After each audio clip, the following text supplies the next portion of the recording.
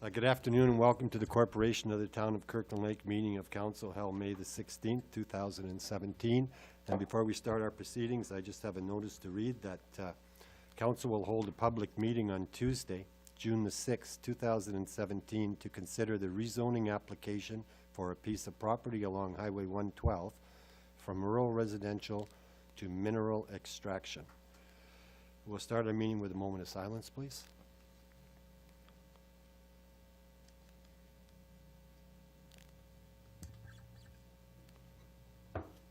Thank you. We have the approval of the agenda. It's moved by Councillor Morgan, seconded by Councillor Barker, that council approves the agenda for its regular meeting of May 16th, 2017 as presented. All in favor? Thank you. Carried. Is there any declaration of pecuniary interest? None declared. Petitions and delegations. We have representation from Aqua, Sim Masad and Eric Nilsson.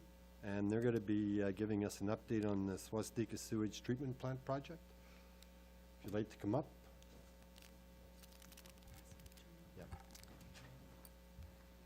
And if you just ensure that your the light is on. Yeah. Okay. Thank you. You want to go with the big voice? Hey.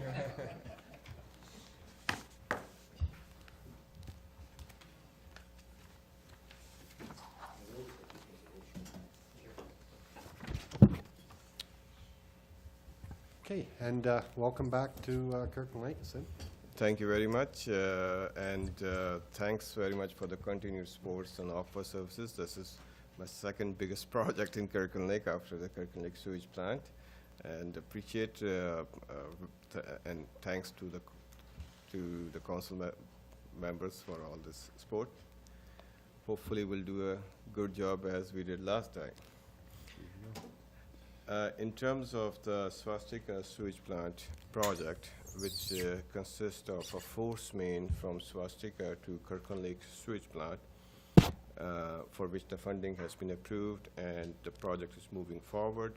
We are going through a procurement process for the consulting engineer selection to conduct two parts. One is the class environmental assessment, and second is the preliminary design of this concept.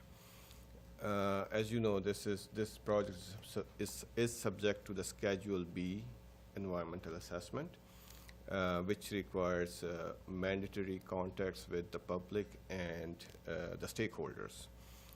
This is prescriptive method under the EPA Act, and we have to go through this process before we move on to the design aspects of it.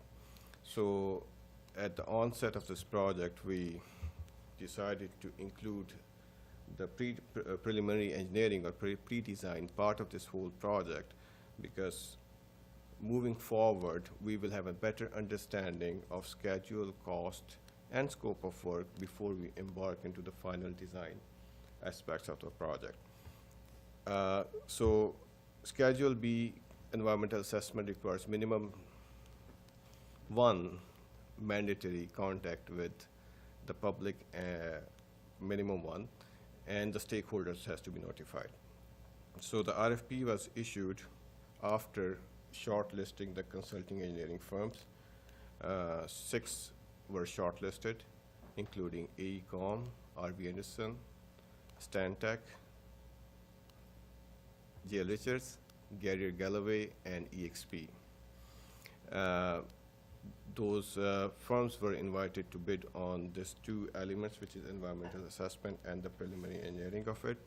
We received, so the RFP is a quality-based selection / cost, where cost is only 20% of the total percentage points. Out of total 100 points, the quality was 80% of the total 100 points, including understanding of the project, qualification of the consulting firm, qualification of the project personnel, who are going to be the key personnel working on this project, who we're going to deal with on a day-to-day basis. Methodology, how they're going to conduct those two parts, EA and the preliminary engineering on this project. And the final quality criteria was financial reporting and cost control. What are their internal mechanisms to control schedules and cost? So those the 6 was the schedule control. So those 6 criteria made up 80% of the points. The condition of the RFP was that minimum 70% of this quality criteria has to be met to be eligible for the financial side to be opened. Because there's 2 envelope system, we asked for the cost proposal separately, just to make all the process transparent and clear and up above everything. So the steering committee who was part of this project was from the town of Kirkland Lake, our internal, and we did consensus-based scoring. So consensus-based scoring mean we all evaluated all the proposal individually. It's not one man's decision, it's a committee decision, and then we get together and scored all the technical criteria before we open the financial envelope. So based on our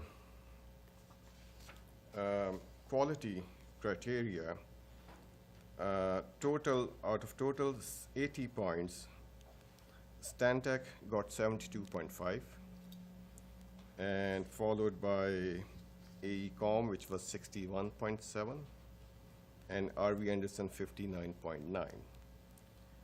Unfortunately, REST could not meet the minimum threshold, so they were below 54 points, which was the 70% minimum requirement. So those 3 firms, we evaluated their cost. So after the cost evaluation, there was a formula in the cost evaluation which was given to all parties. Based on this formula, technical and the cost formula, Stantec seems to be coming at the top with total 85 points, 85.4 points, RV Anderson 79.9 points, and AECOM about 78 points. So that's in general the process we utilized to evaluate the engineering proposals. Any question? No, I think you're making it fairly clear so far, how the process went. Okay. Yep. So apart from this process, I know we have some niche areas in this project which has to be dealt with. It's a pretty long force main, about 6 kilometers of force main. We have to take care of all the pumping station needs in between this, the new route and the existing pumping station. So we were pretty mindful of the requirements, the technical requirements of this whole new route, and how we're going to take care of the pumping station needs. In general, EA had all the pumping station requirements into it, because all the proponents has to evaluate the pumping station needs as part of the EA works. If any growth factors or any upgrade or any expansions are required during this for those pump stations, it has to be part of this environmental assessment. In short, that means that you're getting a lot more bang for your dollar, and it's a funded dollar, so it's costing you less. The overall project is at $8 million. It is funded at 1/3, 1/3, 1/3. The premises for the project are, of course, that it will result in a more environmentally friendly process, specifically with the impacts on Otto Lake emissions, energy efficiency. It will potentially open up the area between Kirkland Lake and Swastika for future development, because sewer will be running through there. And of course, I forgot everything. It will reduce the operational and maintenance costs with the expense associated with the Swastika plant, because now it's pumping and you're making better use of the major plant that we have here in Kirkland Lake. Overall, it's a good news story, and this is the first step to take it down that path. There'll still be a 4-year period before it's completed, but from what we've seen, there's some very qualified people out there, and we're obviously tapping into the best, and I attribute that directly to Aqua and their leadership on this. Councillor Chamillard. I think, well, how many pumping stations is there right now? Couple, right? There are only 2. So in town, we have 5 pumping stations? No, coming from Swastika. 1. Only one? Okay, and is that enough, or do we have to put more? Just use that one? No, we have to, Oh. we're gonna put one more station probably around Pinewood Park, and Okay. around that area, because we gotta, you know, it's come up the Yeah. hill now to there. Yeah. We just gotta give it another kick up to the So Chateau do we need more hydro? Like, is hydro okay, or do we have to bring more electricity, or? Because it's all electrical probably, no? It's all electrical, Yeah. yeah, so there'll be a bit of a substation in order to. Okay, yeah. And that's all included in there, it's already, It's, yeah, that's all estimated into the, Yeah. into the entire job. interesting. And it's already ready for growth if 20 houses built there, there should be no problem.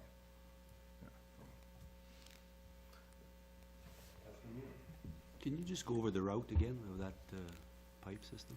So the route is along Highway 60, so from the existing sewage plant, there's a pump station on which street? On Riverside Drive, On Riverside Drive. So we're gonna pump everything to the Riverside Drive.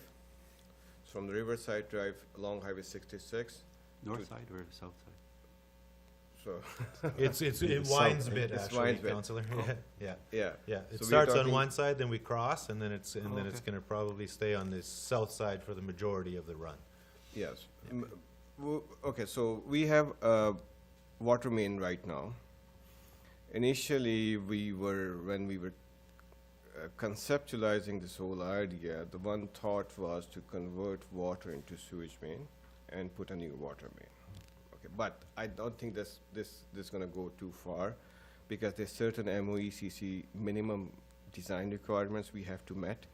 So the design requirements require you have to be minimum 3 meter apart from the water main. So north or south, we will see where the water main is and how we can meet this minimum separation distance between water and sewage line. Okay, and just to follow, as part of the EA, any residents or any businesses along that way, are they directly contacted and they're advised of this route and, you know, all those Yes, so details? once the EA is started, the public notifications will go through electronic media or whatever, social media, or through regular paper or newspaper. And the stakeholders, basically, stakeholders will all be notified by regular mail or whatever media we use. So they will be notified, because typical requirements under such exercise is 150 meter. The people who are within the 150 Right. meter area, they have to be notified by law. Okay. Yep. Councillor Roman. I do need to ask, because of the 3 final candidates up for consideration, this is the highest cost of the 3. What is the cost differential between the 3 firms? So the Because they're all reputable firms. Yes, from the firm perspective, they're reputable. As I said, there's some niche areas what we have to really carefully assess. One of the key area was, for example, hydraulic modeling, or because it's a long route,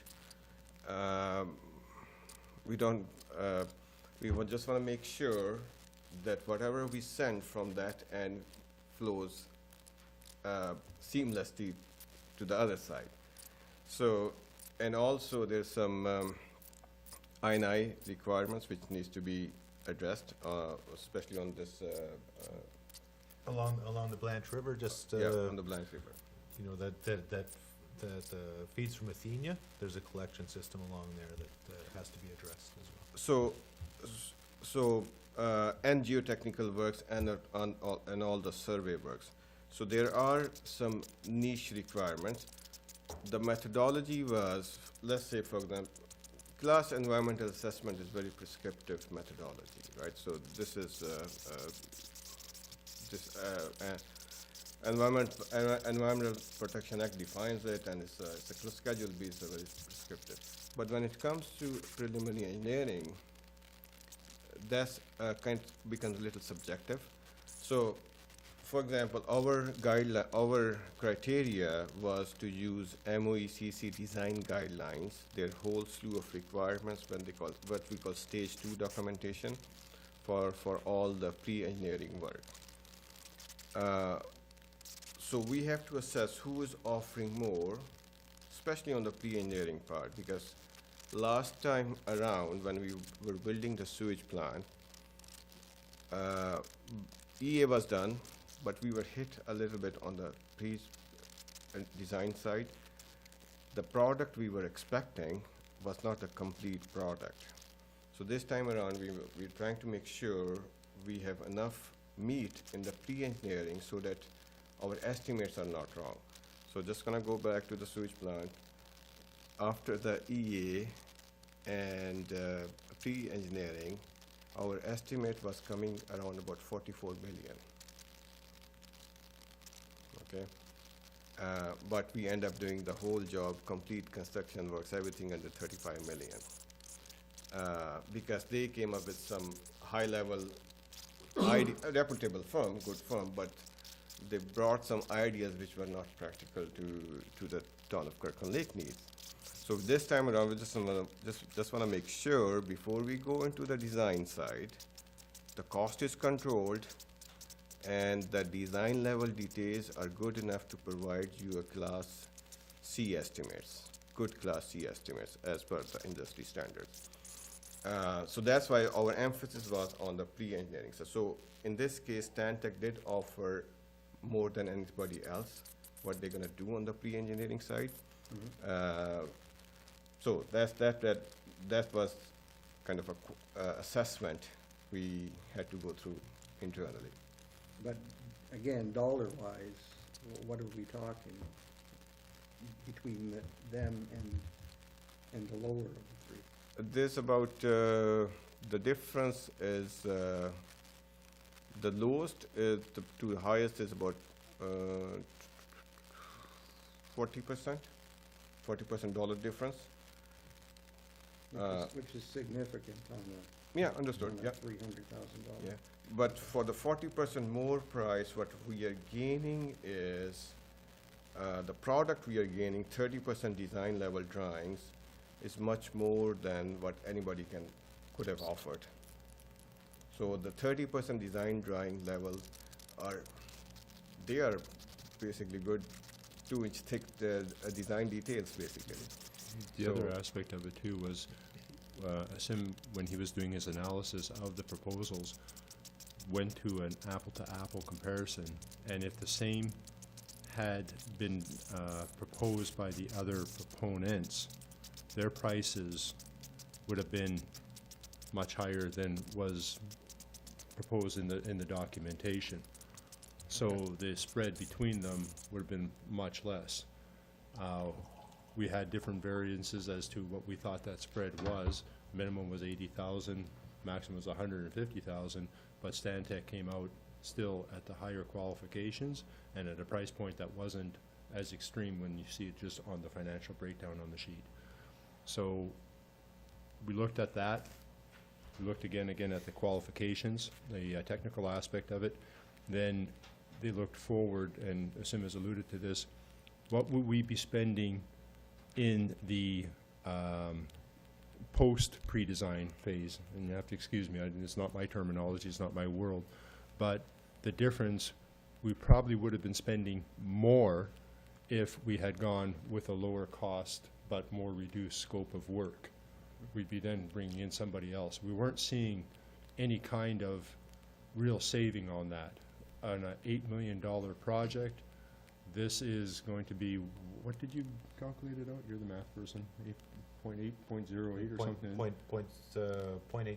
0.8% of the total project. We put the money in a little bit up here. We should be able to save the money further down because we'll know a lot more.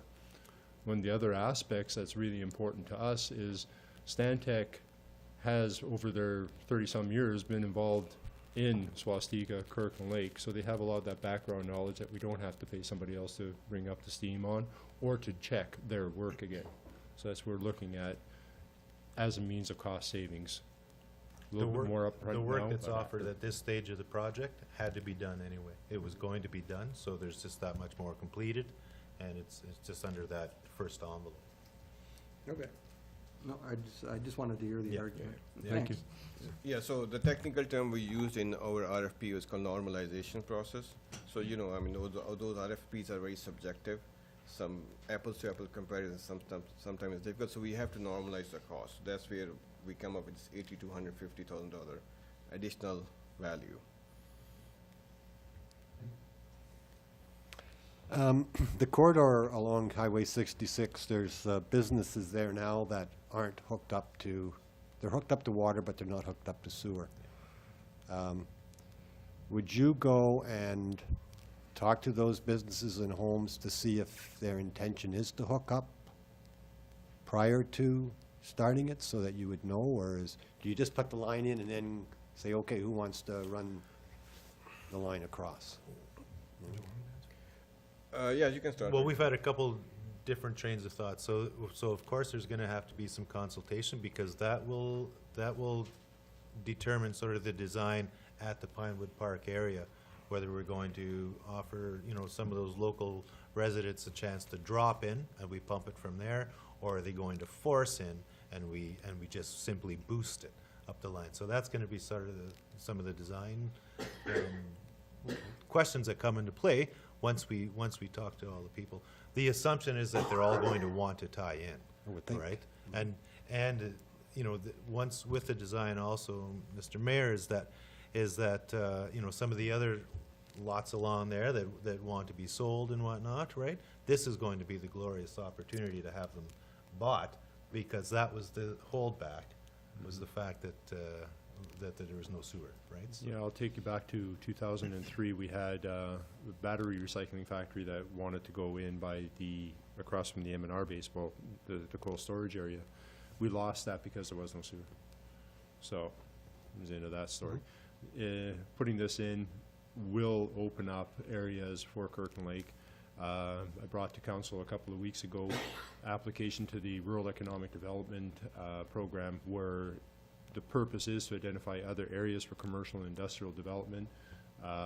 This is really feeding into it and it has helped that application. Hopefully, as the project progresses, we'll be able to bring some better news back to council. Councillor Kiley. Yeah, just to clarify, these businesses and existing homes that are there, they're on septic now.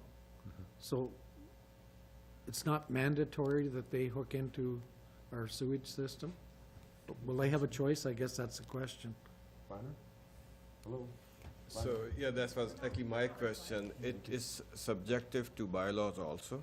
So some municipalities require the residents to be hooked up under the bylaws. It is subjective to your bylaws also. And just further to Councillor Kiley's, would it be beneficial for the businesses or the homes to make that decision whether they want to hook up to the sewer prior to the start? Or, so it would be less expensive for them, so, yes. and they'll be advised of this as well? That's true. Okay.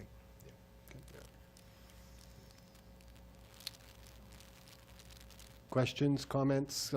Yes, Councillor Morgan, please. Yeah, the mayor asked me to sit in on this, and I can certainly confirm that I'm very impressed and pleased with the process.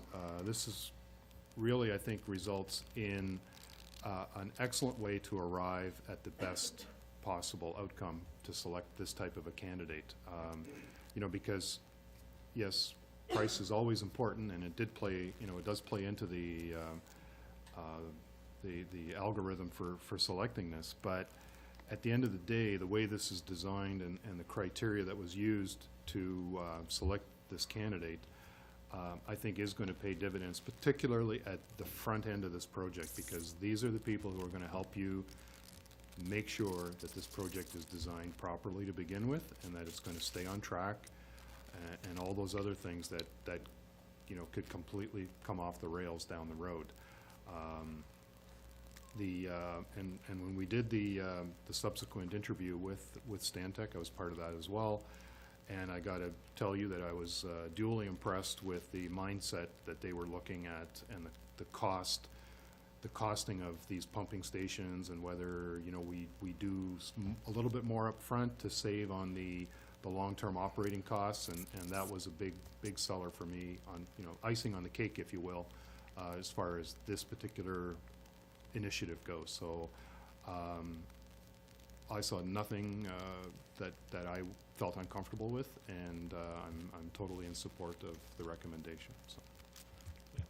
And that's good to hear, because I think this time is our first time that we've had the presentation from the managing company of this whole project.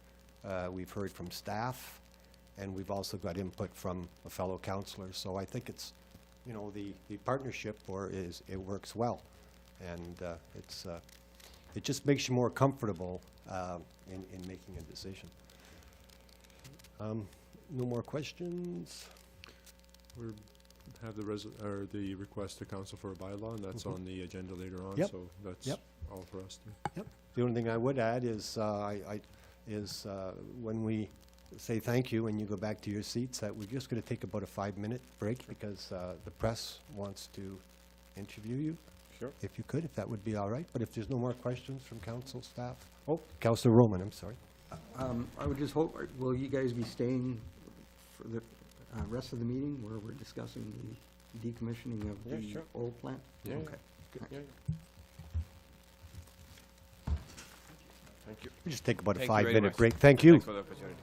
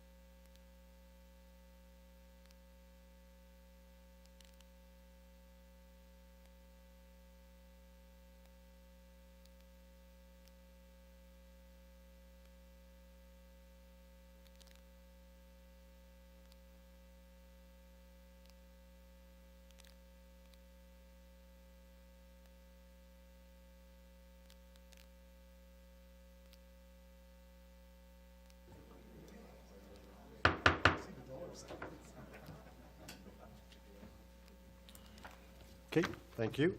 We'll get back to the formal part of the meeting. We have the acceptance and minutes and recommendations. It's moved by Councillor Barker, seconded by Councillor Morgan, that council accepts the minutes of the following meetings. The Kirkland Lake Public Library Board held March 16th, 2017. The regular meeting of council held May 2nd, 2017, and the regular meeting of council held May 3rd, 2017. Any discussion? All in favor? Approved, thank you. Reports of municipal officers and communications. Joanne, you're going to speak on victim services. Yes. So this was a request that came in from Monique Chartrand, who is the Executive Director of Victim Services of Timiskaming District. In 2017, they're asking council to please declare May 28th to June 4th as the Victims and Survivors of Crime Awareness Week. They work out of the OPP office, or in conjunction with the OPP, supporting victims of crime, and so they're asking for council to declare the week for them. So this was a motion that is moved by Councillor Kiley, and it's seconded by Councillor Barker. The council declares May 28th to June 4th, 2017 as Victims and Survivors of Crime Awareness Week in and for the town of Kirkland Lake. Questions or comments? All in favor? Thank you. Carried. Director of Community Services, Bonnie, you're going to come up and speak on item 2A, sports tourism update. Thank you. You're welcome. So we're a couple years into sports tourism as an initiative that we're able to offer to some of our user groups. We started in 2015, and when we started in the summer, we basically allowed anybody who was offering a tournament of some sort to be able to have their fees waived. And then we looked at it after about 8 months, and council recommended that we set some criteria based on when fees would be able to be waived. So we set criteria in January 2016, and then we had some more response from user groups about how not every user group can meet the criteria. The criteria was 20 rooms booked or equivalent. If it was campsites and things like that, then we could waive fees totally. And last June, we came up with another addition to the procedure, in which if they had lesser than the 20 rooms booked, they may be able to have 50% of their fees waived. So that's kind of historically where we've been at. So I just wanted to give you a bit of a synopsis of where we've been over the last couple of years. So the numbers are done a couple different ways. When you look at, I did 2016 and 2017 to date, but then when I combined it kind of into a sports season. So when you combine into a sports season, it's September of 2016 until just about now. So we've got a number of different things that have happened. Yes, there is loss of revenue to the corporation. When you add up everything that we're being able to give a discount for, it does amount over $35,000. What we do want to remember, though, is when we first looked at sports tourism, we looked at how much does a person coming to town from out of town spend in a community of our size. And at that time, we were able to come up with a figure of $315 worth of spending per person for an overnight stay. So when I looked at the range, I came up with becomes to between $25,000 and $45,000 worth of spending. That's basically how many nights an event was, and the low end is one person, and the high end is there two adults, is there an adult and a kid, is there siblings? So I mean, there's definitely a range. We can't really track that, but probably what we're seeing is the amount of money that we don't see in direct revenue is being offset by about that amount of money being spent into the community, and that was the whole intent of sports tourism at the time. So we had 6 different events in 2016 that met the sports tourism criteria, and to date so far this year, 2 events. So when you take a look at the summary, Kirkland Lake Minor Hockey was a big recipient of sports tourism discounts, almost $10,000. The Aquatic Club, another big recipient, $3,500. And the one that's interesting is the 4-on-4 tournament. So this is an adult tournament, but they definitely bring people in from out of towns. The rooms are partially booked, so they met the 50% criteria. So we still generated some dollars, but they were able to get a bit of a discount on what they were paying. So the total is $14,000 for those ones. So if you just take a peek at the attachment for a second, I'll just add one piece of information. So the attachment shows each, and this is just if you're interested, each different tournament, what the dates were, how many rooms were booked, and you can see in some areas a number of rooms were booked. In 2017, the Minor Hockey Winter Classic Bantam Tournament, 139 rooms were booked. Now that's over multiple evenings. That's, so that's a Friday night and a Saturday night, but that's a lot of rooms booked. The one piece of information I do have to add is the Aquatic Club Mile of Gold. That just happened the weekend before last. We just didn't have all the details, so I do now have their revenue was $9,933. And their expenses, we used their projected, their expenses were higher, $5,639. So the really good news story is that if the sporting groups are able to see savings, then they can put that back into their operating. Because you have heard from many different user groups, it's too costly. we can't afford to continue on. We have to do something with fees. And council has decided, no, we're not going to do anything with user fees, but we're going to do something with the sports tourism discount. So if you take a look at the Aquatic Club or the Minor Hockey Association, the savings that they're getting from their tournaments, they can put right back into their operating and help offset their bottom line. We don't know if that's what they're doing. Are they charging lower, is minor hockey charging less per team to attend? Are they not doing door fees? We don't know exactly what they're doing, but at the end of the day, they have more money to use for their operating budget. And I think that was the goal of council at the time. A couple of other things that we've discussed over the last year or so that I thought I would just give you a summary on is what are some other discounts we're able to give some of the teams. So we do a fitness room discount, and we changed that in about January of this year to be more inclusive. At the time when it was first set, it was for teams that had 20 or more participants. We had a request from the Aquatic Club, could we reduce that? So we have reduced it. So now if there is a club that has any number of participants that are utilizing the fitness room, we are able to give them a discount on that. So the figures are there. The other two areas that have been discounted over the years are storage room discounts. And these were done for very specific reasons. The gold miners were done due to the fact of the amount of money that they have invested into their storage rooms that will stay with the community complex regardless of whether that team stays or leaves. And right now, they're actually changing their storage location, so we will reap the benefits of the work that they've done initially in the storage room. So it's good for them. They are spending time and money and effort in enhancing those rooms, and it's good for the community because we will get to have those enhancements for years to come. The skating club upper room storage is something historically that has been on the books, and it's kind of a weird one. Again, the skating club years and years ago invested a lot of money into their rooms, and council at the time had decided let's waive this peculiar room. And for those of you that weren't around at the time, the room is actually off of the Blue Line room, and they only use it to store some of their items for their ice show. So they only access it once a year. You have to climb a ladder, open the doors, and it's way high up. You probably don't even know it exists. So it's not usable space for anything else. So it does make sense that we've continued to allow them to use that space because it would not be rentable space, I don't believe, for just about much else. We also have the dead ice rate, which is something that council brought in a number of years ago. In the last year, the only group that was able to use that was the gold miners, but it did help with a reduction in their fees of just over $6,000. So the dead ice rate is basically when the kids are in school and when people are typically at work and our ice is dead, if we have a group that's able to use it, we will give it to them at 50%. So that's the savings that you see there. And then we've tried to make sure that we have opportunities presented to all of our sporting groups because we know that not everyone can participate in these. So Kim Clockers, who is our activity coordinator, has met with every sporting group in town and offered her assistance in terms of administration, registration, running a tournament, those things. The thing that's really nice is our sporting groups are strong. They can run a tournament, they can run a swim meet, they can run an event. They haven't really asked for too much of assistance from Kim, but the offer continues to be on the table. And the other thing that we've changed last year with direction from council was in our arena advertising, we did have 75%, 25% for the user group and the town split on the revenues on the sale price of the arena rink board advertising, and council directed us to change that to 90-10. So that means that the user group is able to keep more money. There's not a cost to the town to do this. This is basically we're just selling some retail space. So when you look overall, we've allowed the groups, because they're not paying the tax to go along with it, we're allowing the groups to save almost $40,000 over the last about year. It does result in about $35,000 less into our revenues.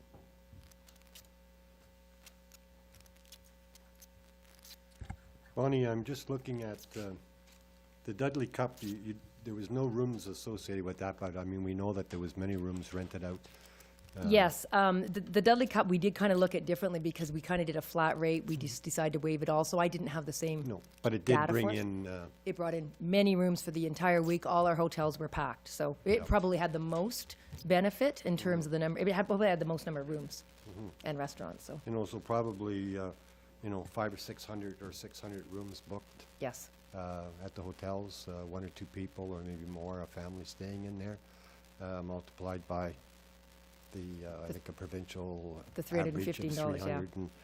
$300. I think shows that our sport event strategy, giving discounts this way is is working, because it's also beneficial to many areas, hotels, restaurants, retail outlets. So there seems to be some return that way as well. Our user groups have been thankful, which is nice. They have, especially after they'll fill out a request, and if they fill the criteria, I mean, the criteria is spelled out for them. They know whether, when they apply, whether they meet it or not, and they just have to show us proof. And our local hotels have been fabulous. I mean, it's just an email. Can you tell us how many rooms were booked for this event? They send it back to us. So we're definitely following up to make sure that the proof is there, and the user groups have been very thankful. So I think they're realizing the benefit to them. Good. Jean-Guy? That's what, Bonnie, can we send some kind of copy of this to the hotels, show them what we're doing? Absolutely. Because I know they have high taxes, and sometimes they're not happy. But I mean, at least we're putting the money back to the community, and, you know, and they get a profit out of it. Yeah. It doesn't have to be the same thing, but some No, some but kind a of, summary of yeah, the rooms booked over the Yeah. course of a year, yeah. and how much money we put back in the, because they're the one that really gets the most money out of it, probably. Thank you. You know, and just further that, perhaps something to the chamber Yes. would be something along the same lines. Yeah. Councillor Mino? This is good stuff. It's getting started, because the whole point of this is the incentive side of things. And I know I'm repeating myself, but if the groups have incentive to host more tournaments, they will benefit even more from this, because we will extend this to whatever limit that we have in terms of facilities that we provide. But I see that your activity coordinator has been in touch with all the groups. I'd like to see that extended. I'd like this sports tourism strategy to be thought out in terms of, with the age-friendly study that we're doing right now. We have good seniors clubs here, and, you know, they could be hosting events as well, too. We also have churches that are very active in this town, and we also have service clubs that are active. And it would be a creative way, or at least an attempt, to contact these three kinds of groups and extend this tourism strategy, if that's the wish of council. But they're certainly good potential people to bring this tourism dollars into town, and events and conferences and stuff like that. So I'd like to see them approach via your activity coordinator, a Absolutely. presentation at their various meetings. And the example I'd like to give you today is that probably nobody knows, or very little people know, but Jean Vanier High School, a couple weeks ago in March, hosted what they call a provincial improv tournament, which is sort of skits and, you know, stage acting and performances like that. Well, they had 20 teams into the school. They booked the whole microtel, the whole minus 2 rooms, I'm told. And they're going to have an economic study, or not study, but report made later on, because they got money from the province to host this event. So if you're a host school, obviously you get funding to assist you in being the host. And so if the schools also were approached and given this incentive, that we have facilities, it doesn't have to be ice, it could be something else, right? We have, you know, recreational facilities, we also have halls, and we have the hockey heritage. If that could be proposed to them, they might in turn get more creative, bring people in, and, you know, just snowball into the same desirable effect of having people stay overnight. So if Kim, I guess it's Kim that's doing this, right? Yes. I would like to see that done, and I don't know if it takes council approval to extend it, because it's out of the sports thing, but it's also part of the same strategy. So I'm just throwing that out there for you. Yeah, because really we encircle sort of a sports events tourism type thing, so, yeah, it's a good suggestion. Any other comments? Okay. Thank you, Bonnie. Thank you. Oh, and Bonnie's still on the hot seat. Yep, the farmer's market. Just brief, I just wanted to let everyone know, since our last meeting, and sorry, prior to us doing the agenda, we did have a meeting about an upcoming market. So we met on Friday, and we had the health inspector from the Timiskaming Health Unit there. We had Shelley Rame from, who has proposed that we do this in Kirkland Lake, and we had 2 staff members, as well as myself.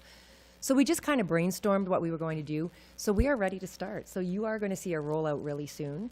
We will be starting a Kirkland Lake food market mid-June. The goal is to go until about Thanksgiving. We are not going to entitle it a farmer's market at this time because Ray was very clear on what the criteria is. If you don't have farmers there selling their own goods at least 51% of the people, you can't call it that. So we thought we'll err on the side of caution. We'll call it the Kirkland Lake Food Market, because if we are inviting our local grocery stores and things like that, they're not the farmers themselves. So, I mean, it may skew the percentage, not in the direction we want to go. Our tagline will be local farm fresh food. We're going to start promotions probably by the end of this week or early next week. We'll certainly invite all of our local people to participate. We'll work through the chamber to make sure they have the information. We're going to stay with the Tuesday nights, which is when Shelley said that the farmers she's been working with are available. It will be at the pavilion at Civic Park between 4 and 8. And it will be open to everyone to enjoy. So that's a real brief summary. We just started the process, but I just wanted to let you know that it's progressing well. And by the middle of June, and I mean, we're aiming for middle of June. We do have, and this is a good update as well, we do have some deficiencies still at Civic that have to get fixed, repaired, and the goal is to have that done the first and second week of June. So as soon as the park is open, the market can start. Okay, thank you, Bonnie. Okay, item 6.3, Wilf, you're going to come up and speak on constructing a retaining wall.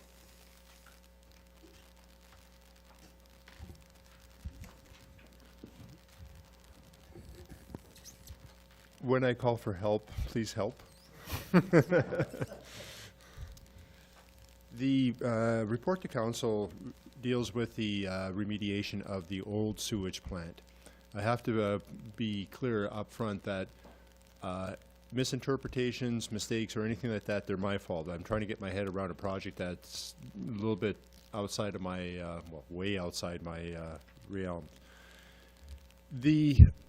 When the project was undertaken to dismantle the old plant and set up a new one, the proposal that came forward identified the need to keep the 3 large tanks in the old plant as to handle for overflow.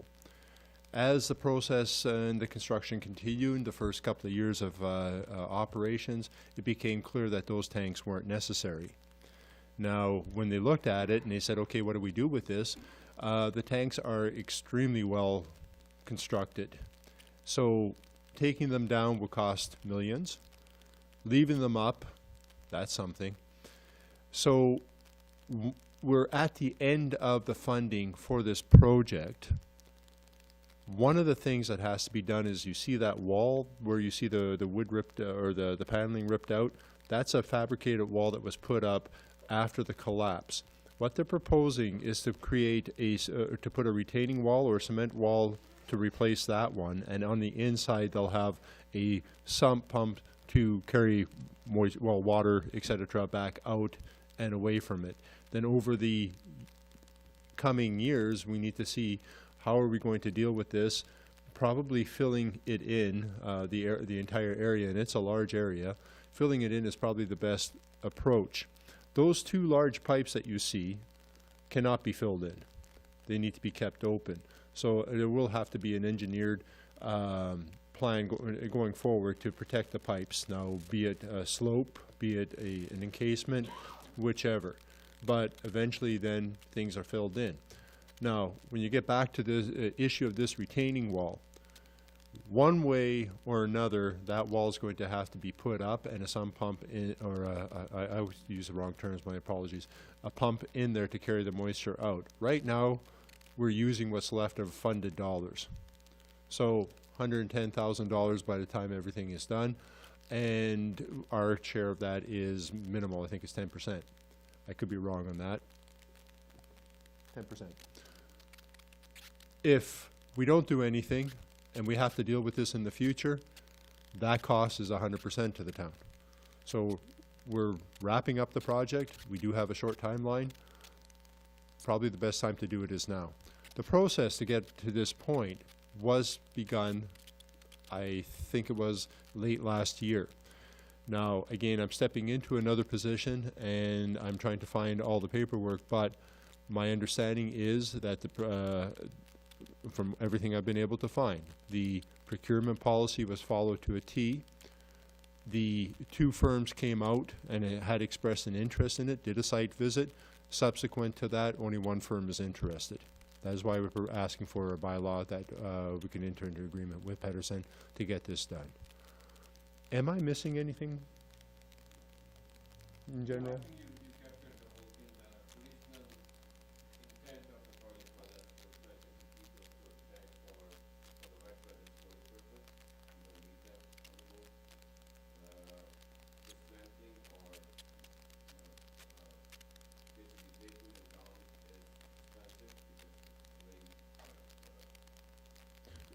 Asim, can you come up, because we're on recording, so they'll need to catch you.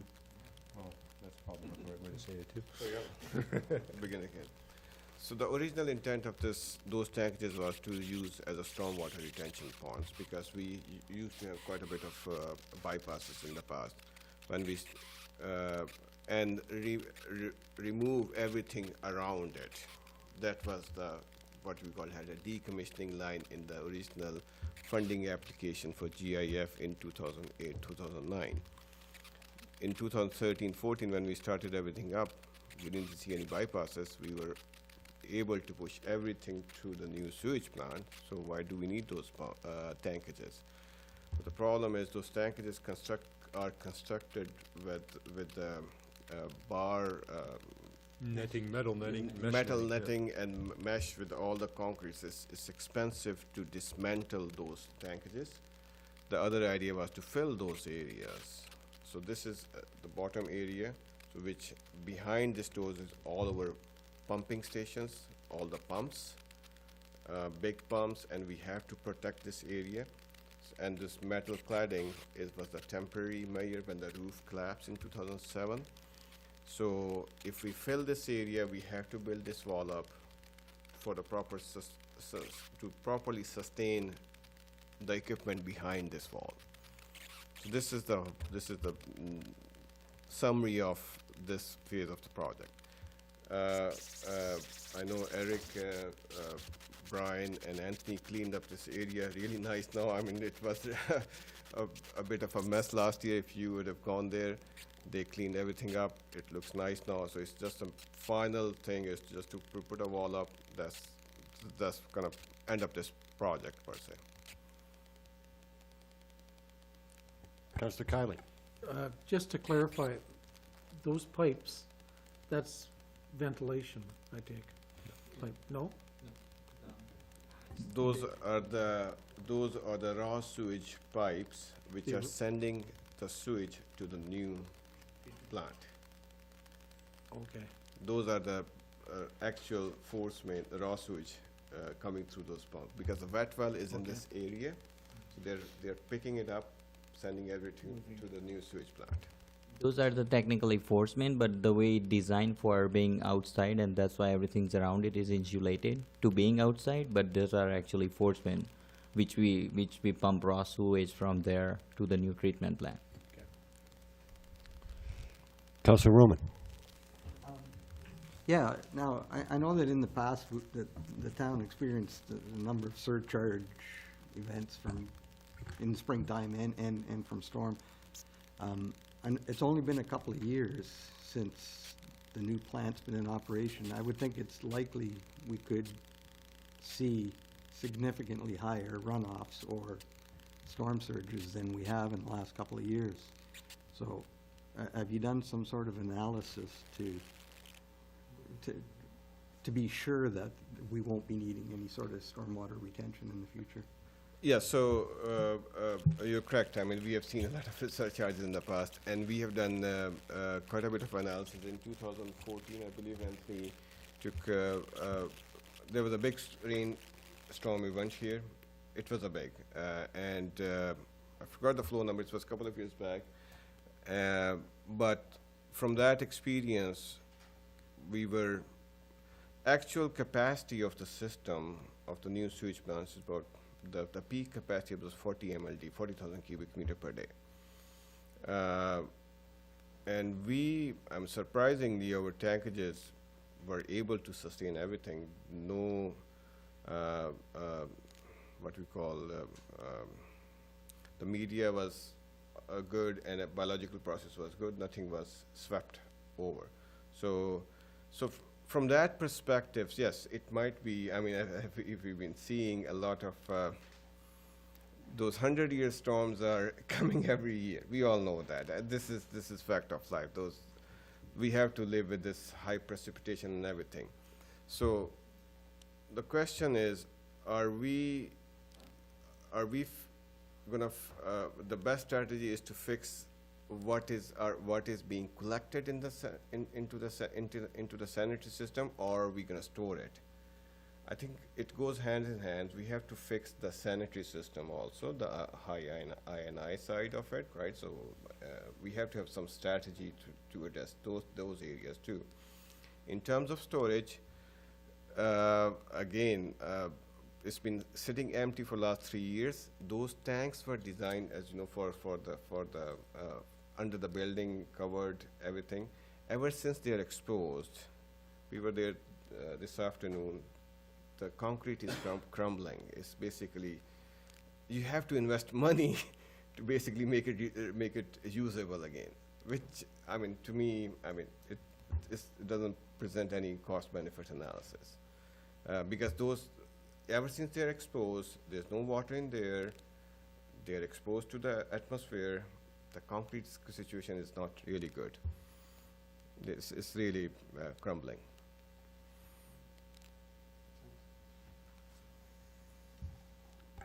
In that area, once, if we do go ahead and do the retaining wall, and if it's approved tonight, what will the area look like? Will it be pleasing to the eye, or, I mean, are the neighbors going to be looking at, what is this area going to look like at the end? I think the reality is that it's not going to look a lot different than it does right now, and it's not pleasing to the eye. We will be looking for assistance with the provincial government under brownfield revitalization. I don't know what we'll get. The place will continue to be locked up. It will take a long time to fill that in. At the end of the day, what will you have? Probably an area where you can use for storage of town materials and whatever like that. You don't want to have it as another industrial site. You have houses nearby. You have, it's just not a good spot. Asim made the comment today that we could always probably get somebody in to do some kind of horror film down there. It's probably a good idea, actually. I'm deadly serious here, because these kind of settings are very rare in an industrial type thing. So when he said that, I'm definitely going to promote for that. But it will be quite a while. This is what we have.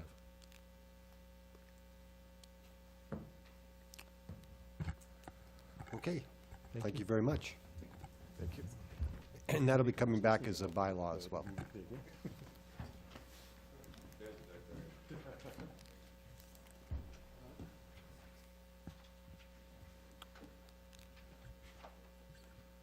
Okay, item 6, 4, town planner. Ashley, you're going to come and speak on traffic concern at the intersection of Goodfish and Tweedsmuir. Hello, everybody. Okay, so this report actually comes as a response to a property owner in the area who has a driveway that fronts into this intersection. And they were requesting that we take a look at the traffic concerns at this junction. His concern was that there seems to be, I guess, heavy traffic that comes through here at a fast pace while he's trying to back out of his driveway. Especially, it's more of an issue during the winter because the snowbanks get high and he can't necessarily see past his property while he's backing out. So what we did was we got the letter, and I went ahead and circulated to Rick Whitty at the OPP, our engineering department, and Steve Ranta with our public works department, just to get their comments on what their recommendations would be for this. I did come up with five options, and they again come back right to the recommendations that were made by the OPP, Steve and Dixit. So the OPP itself have provided insight through their collision prevention through environmental design program. So their suggestions were on the more cheaper Alternatives to look at trimming back the large trees that are on our property, make recommendations for the trimming of trees that are on their properties. Also, you can look at the installation of a speed bump on the ramp. Suggest that the owners back into their driveways rather than pull in to exit the driveways facing forward. And cost-wise, which is the most expensive, is to remove the ramp and make this a T intersection with a stop sign. Our Roads and Engineering Department recommended the placement of a concrete barrier at the turn heading south from Goodfish and Tweedsmuir and have people utilize the stop sign that's present, regardless of what direction they are turning onto Tweedsmuir. The one issue that may come up with that option, and I didn't specify it in the report, was the turning radius for transports. That might be quite difficult if we start seeing people parking for Civic in the summer or even the winter, yeah. So I did provide 5 options here. The most minimal costs and the ones that I'm recommending today are to recommend the trimming of trees, to increase the visibility and provide notices to those with driveways along this intersection to back in. So trying to go with the OPP's recommendations from their collision prevention program. And then also installing either a slow down or a hidden driveway sign just to make people more aware that there are residential establishments in this place, so to calm traffic down a little bit more. The other ones which become a little bit more cost prohibitive is to install a speed bump, place a concrete barrier, and to restructure the entire intersection by closing the ramp and creating a T-type intersection. Are there any any questions from council? Councillor Shamier. Yeah, I go there regularly, and I've seen people, like you said, speeding through there. I don't know why the OPP didn't recommend to put a stop sign right there on the, On the going ramp? south, yeah. On the ramp, yeah. They would have to stop them, because they come around there slowly, and about before the driveway, they see there's cars coming and they speed up, and there's, I'm sure Norm have seen them in the morning too, regularly. Oh yeah, I see that all the time, in the winter as often. And I always wonder about those people backing up, what they do. Yeah, like a stop sign would just fix everything. It would have a stop. Yeah, so that was something that Councillor Morgan brought up actually in our correspondence on Friday. And I did get some feedback from Steve and the OPP and the engineering department. And we all kind of had the same opinion that it sort of defeats the purpose of even having a ramp. But you're right, it would solve the problem because then you would cause a stop to happen. It would require an amendment to our parking bylaw, so I'd have to bring a bylaw back to council for consideration to amend it. Because my first idea was a speed bump. The speed bump then in the winter, when you try to Yes, clean winter, it, it would makes make a it problem. extremely yeah. difficult for the roads to Yeah, permit as so well from a snow that's why maintenance my and- idea was stop sign, and Yep. and you know what? They would be mad, but it's their fault. I mean, they're exaggerating really, and it's the same people all the time. They come from Goodfish and they go there and they speed through there. It is considered a truck route as well, so for heavy trucks, that's the way they're guided to go. So Oh yeah. you do have to worry about the transports being able to make that turn as well. So that's why that ramp was probably put in. Yeah, I mean, the ramp should be there, but Mm-hmm. the stop should be right there. Councillor Morgan. Actually, it's already been mentioned, but I think that's the original intent of the ramp. I don't think it was ever intended to be a merge lane, because, I mean, the traffic flow there doesn't warrant it. I mean, the speed doesn't warrant it. I mean, I think, you know, we've got a heavy industrial area at the end of Duncan and Goodfish intersection. You know, during Beasley season, we get a lot of heavy traffic through that intersection. And I think this is simply a way to facilitate them turning onto Tweedsmuir. And I totally, you know, in favor of the stop sign idea. I really cringe at suggesting we cut down those beautiful trees. And so, yeah, I'm on the same page. With regards to the, are we talking people exceeding the speed limit, or are we talking people or drivers driving too fast in front of somebody's house? So when I spoke to Mr. Whitty about this intersection to see whether or not there was any collisions that had occurred in this area, I think he said there was one a long time ago. It wasn't anything recent. And near misses are obviously not going to be noted. The residents that do live in that area do say that there are a lot of near misses just as they back up. But they're going to be seeing the majority of them for sure. So it's not just an issue of controlling speed, because they're probably not breaking the speed limit. I mean, if it's 50, I mean, you know, if they go around through that ramp 30, it looks like they're going too fast. But just, where would the stop sign be? I'm just looking. Would there be two stop Where signs? the yield sign is. So what we would do if we added a stop sign is just take the sign off of the yield sign. So if there's a pictures further down, Joanne. I think there's actually one of the yield sign. Yeah, what the non-interest sign is? Yep, keep going. Yeah. Oh, you got There's see what one, you just yeah. said? Yeah, so you can see the yield sign on the right. Yeah, Yeah. right there, yeah. Yeah. So you could take that yield sign. It wouldn't be a costly thing to do, just to take that yield, we'd keep the steel bar in and just put a stop sign on the yield sign. Yeah, like Tony, you see it well there. They're coming, they're not going fast, but they're looking up the street, see if there's a car coming. Yep. They're not watching the car coming out, there's no doubt. And they look, and then they go a bit faster because there's a car coming, Todd's coming with his truck or Norm, and then they go a bit faster to try to cut in front of them. And they don't really pay attention to the car coming out. If the car comes out,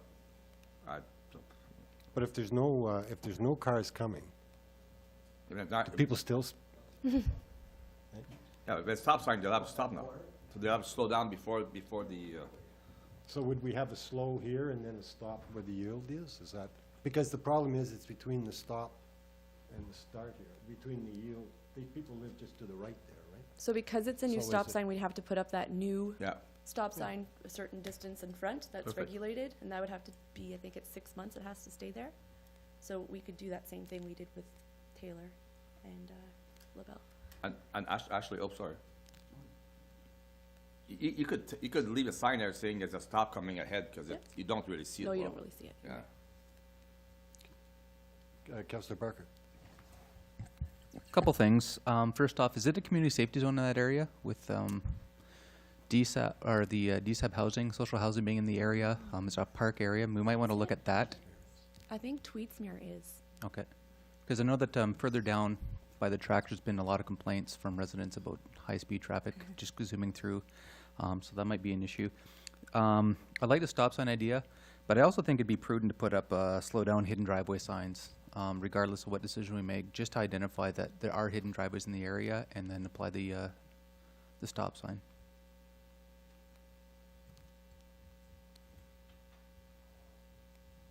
Councillor Roman. Oh, I was just gonna add, I'm in agreement with the stop sign as well. There's a concern because there's no sidewalks there as well, and with the increased activity at Civic and that, and we run some big events in the summer, I think anything that sort of controls the traffic a little better there is justified, so, yeah, I'm behind the stop sign.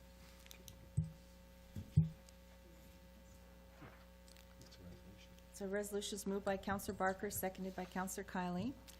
The council directs the town planner to amend the traffic and parking bylaw with the addition of a stop sign in place of the yield sign at Goodfish and Tweedsmuir Roads. All in further discussion? Can we also add the hidden driveway signs as well? I think it's important just to outline them for those that aren't aware. You're coming up to a stop regardless, you should hopefully identify that. Councillor Morgan? I'm not sure if it matters to you, Tom, or not, but I think the driveways here that are in question would be past the stop sign, so, I think, I'm not sure. Could we just maybe get that clarified? Ashley, Yes, can you please. go back to the aerial image, sorry? I think it's one before and one after. Yes, there's one before and one after.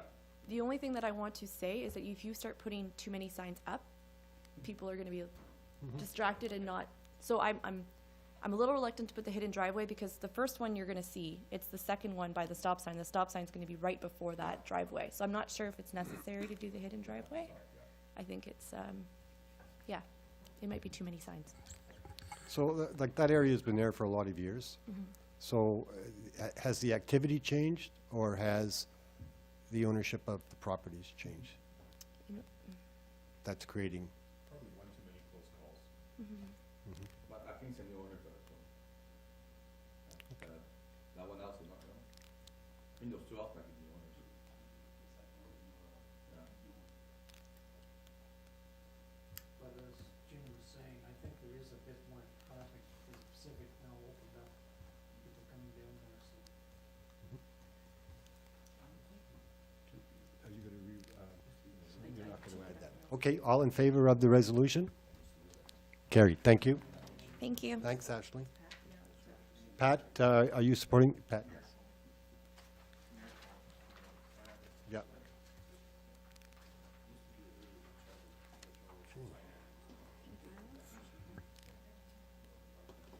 Okay. So maybe I'll do a little intro on the first one. Can you please? Okay, we have our introduction, reading and consideration of bylaws. The first one is bylaw 17055, and that's every year we get funding to usually in the amount of $30,000, and that helps us support any overtime, policing.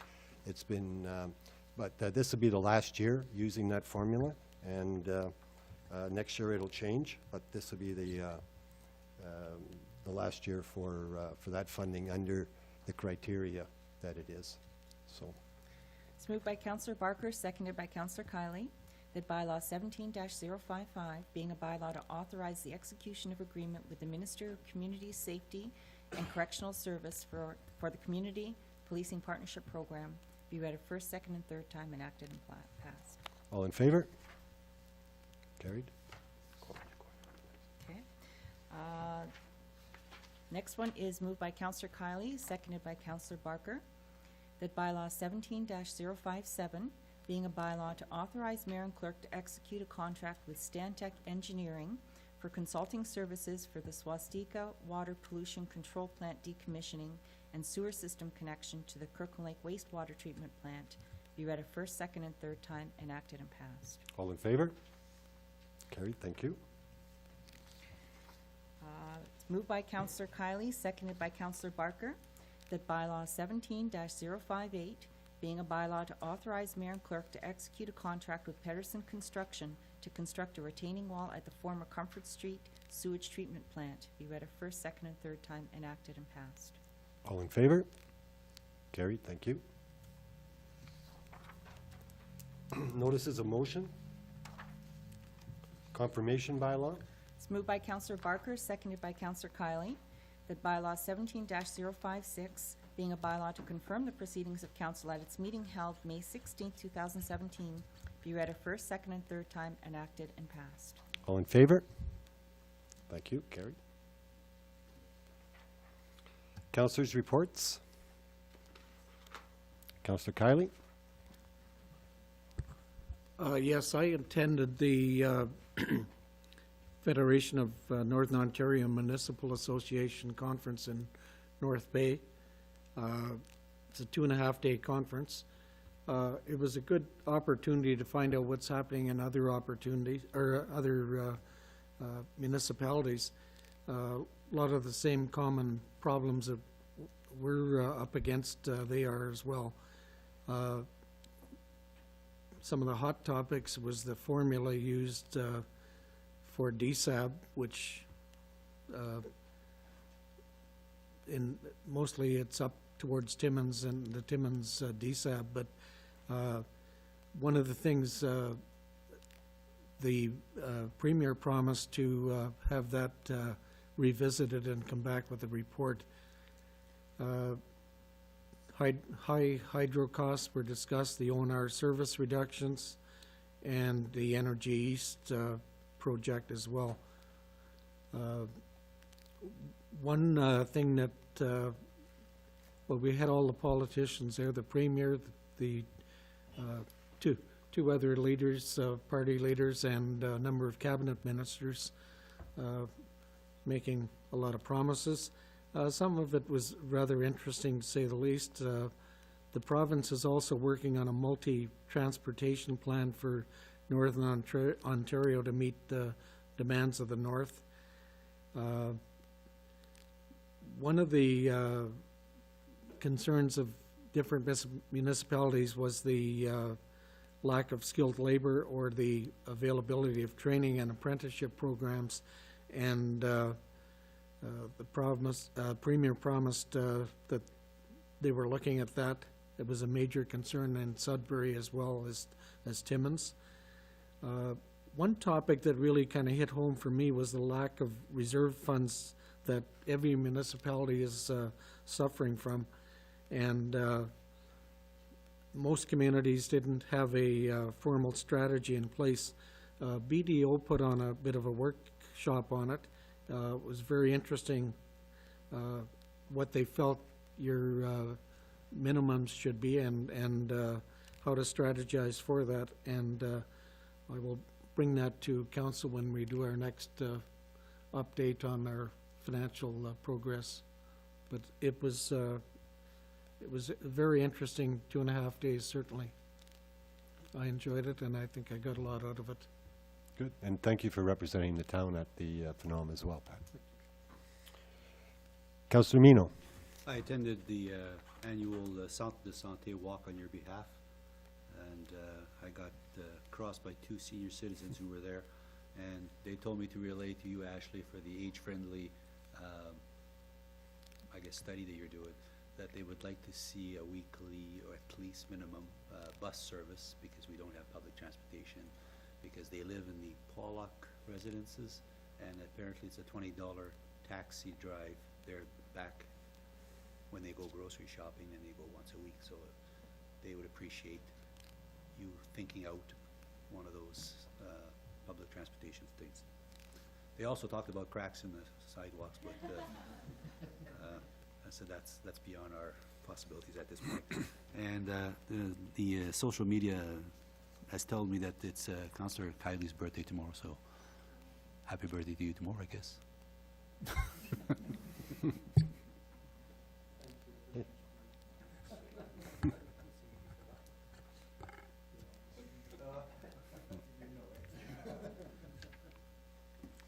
Okay, thank you. On May the 6th, I attended the Kirkland Lake Volunteer Fire Brigade Partners Appreciation Night Banquet. I've been attending that for the past 12 years. It's always a very enjoyable night, and it gives me an opportunity to thank the volunteers and their partners on their dedication for protecting the people and the assets in the community. On May the 7th, I attended the Royal Canadian Legion Ladies Auxiliary Zone Convention, and that was and banquet, and that was enjoyable as well. And on May the 12th, I traveled to Timmins, and I attended the Mine Rescue Competition Banquet, and I expressed to all the mine rescue teams the importance that they hold in mining communities, and that the people of our region certainly respect what they do. That was about it. So. It's moved by Councillor Barker, seconded by Councillor Kylie. The council adjourns its regular meeting of May 16th, 2017 to an in-camera meeting to discuss a property sale, to receive a confidential auditor report, and the discussion of candidates for the Chief Administrative Officer position. All in favor? Carried, thank you. Meeting adjourned.